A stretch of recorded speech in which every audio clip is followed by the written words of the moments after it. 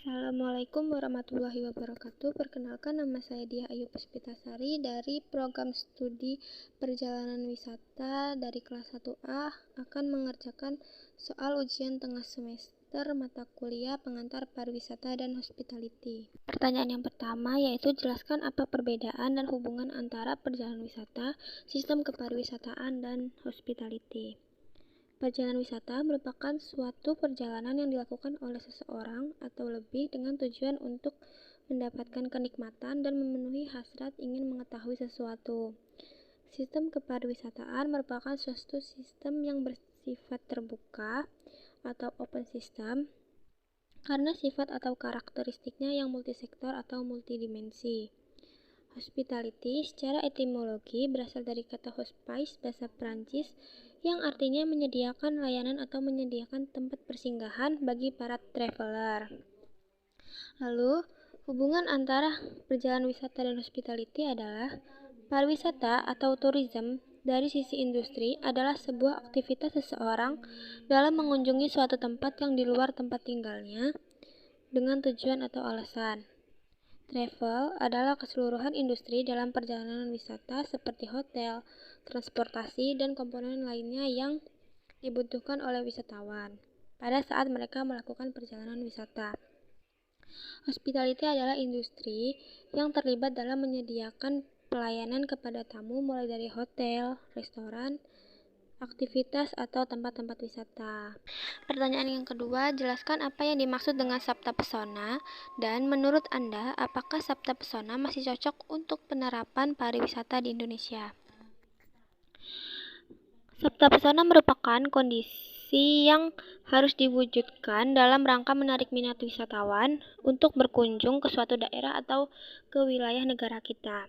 Kita harus menciptakan suasana indah, mempesona di mana saja dan kapan saja, khususnya di tempat-tempat yang banyak dikunjungi wisatawan.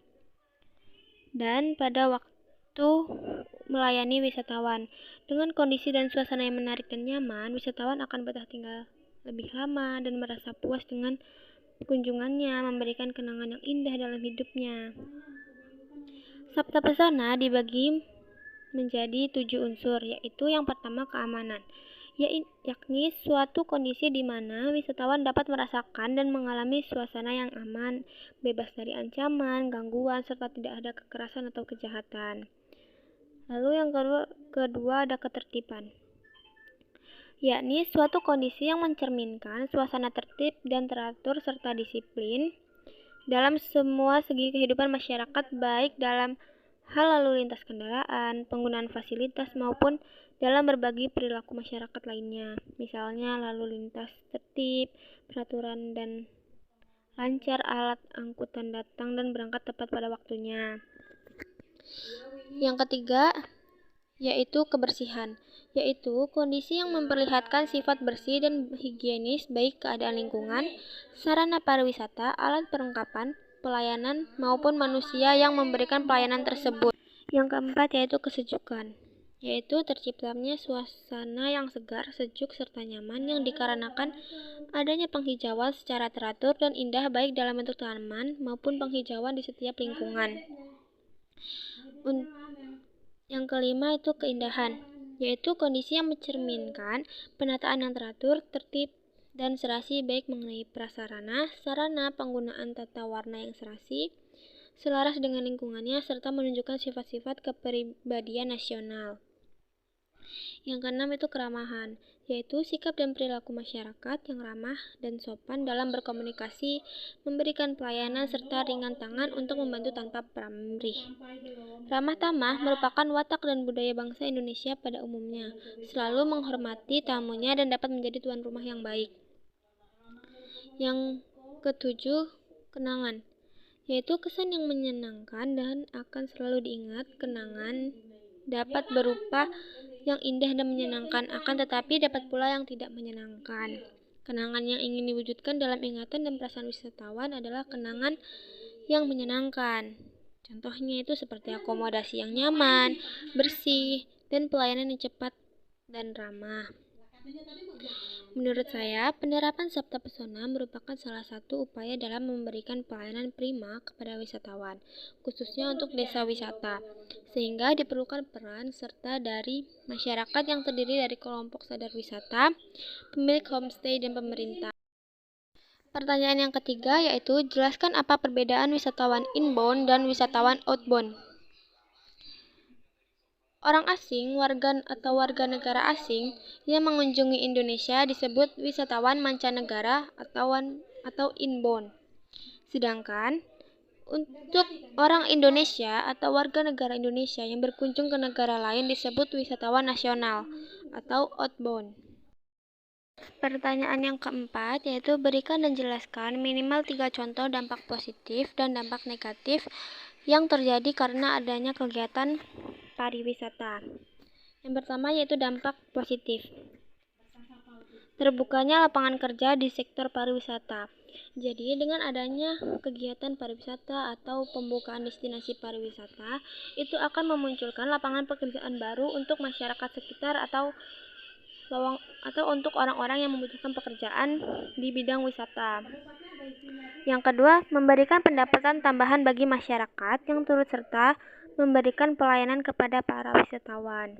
Yang ketiga, masyarakat menjadi lebih ingin mempelajari budaya serta adat istiadat agar bisa disajikan pada wisatawan dan dapat menjadikan objek wisata itu menjadi lebih menarik karena atraksi budaya yang disuguhkan lebih bervariatif.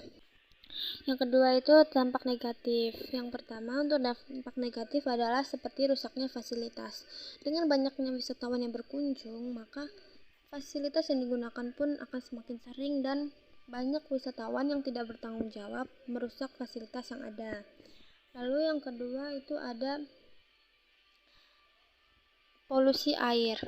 Nah, karena terjadinya polusi air ini disebabkan oleh banyaknya wisatawan yang berkunjung, mereka membuang sampah sembarangan di dalam air ataupun mereka membuang zat-zat kimia, jadi itu bisa merusak air dan menyebabkan polusi. Terus yang ketiga itu ada over tourism. Karena semakin menariknya daya tarik itu, maka semakin banyak juga pengunjung yang akan datang dan itu akan menyebabkan kemacetan, mengantri atau semacamnya. Soal yang kelima adalah berikan contoh-contoh daya tarik wisata minat khusus. Contohnya itu ada driving atau menyelam, hiking atau mendaki gunung, dan mengarungi sungai dan banyak lainnya. Untuk soal yang keenam, berikan pandangan Anda apabila terjadi kejadian seperti berikut. Menurut pendapat saya, tentang wisata Gua Pindul penuh sesak adalah tempat wisata tersebut mungkin daya tariknya itu sangat menarik sehingga banyak orang yang datang untuk berkunjung hingga rela mengantri dan berdesak-desakan dengan banyak orang lainnya. Padahal, jika menurut saya berwisata itu lebih nyaman dan menyenangkan jika tidak banyak orang atau tidak terlalu banyak orang, karena jika terlalu banyak orang itu tidak akan memberikan space untuk kita dan keluarga. Dan seharusnya pengelola setempat membuat peraturan seperti dibuat kartu yang berisi nomor antrian atau untuk satu keluarga masuknya itu bergantian, tidak harus berdesak-desakan secara seperti itu. Dan jika berdesak-desakan seperti itu, wisatawan pun akan menjadi tidak nyaman. Yang ketujuh, soalnya adalah berikan pandangan Anda, termasuk jenis wisatawan seperti apakah yang berminat dengan daya tarik wisata berikut dan jelaskan mengapa.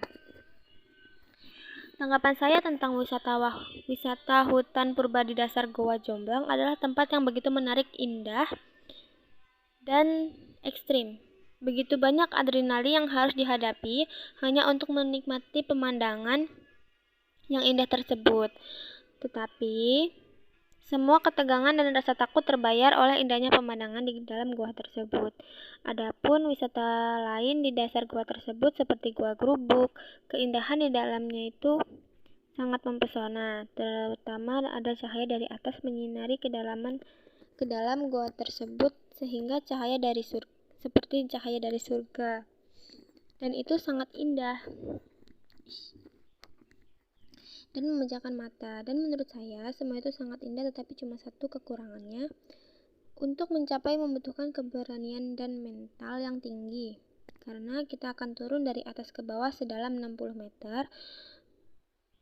Bagi yang takut ketinggian mungkin tidak bisa menikmati wisata tersebut, maka saran saya seharusnya pengelola membuat semacam tangga untuk ke bawah, bukan menggunakan tali untuk turun ke bawah, karena itu terlalu berbahaya. Walaupun perlengkapan keselamatan lengkap, tetapi tetap bisa menimbulkan atau memicu bahaya-bahaya yang lain. Dan ini termasuk daya tarik untuk wisatawan yang memiliki minat khusus. Baiklah, sekian penyelesaian soal dari saya. Sekian, terima kasih. Wassalamualaikum warahmatullahi wabarakatuh.